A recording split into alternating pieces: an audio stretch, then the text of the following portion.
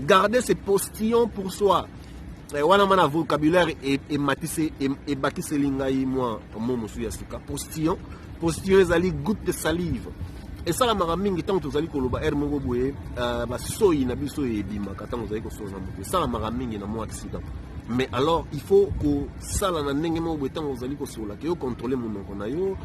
ezala mingi na niveau ya lisolo nde tozali ko sola ke faut faire attention ça la ke ba ete ba postillon na yo ba postillon ezali ba goutte de salive no ke na dictionnaire na ke tala ngo d'ailleurs bi que ça sérieux ça la recherche mais ngana ke tango postillon na tala origine na yo utaki wapi kwa bien mon postillon eza mona yeba kiti na yebi on kata na tangi beaucoup na yo yango na kota kota kabola maele. Voilà, ne pas lever les petits doigts mais la main pour demander la parole. Ah, mais ni conseil na biso wapi na classe balaki biso de il faut tombola musapi mais ya lobi faut tombola loboko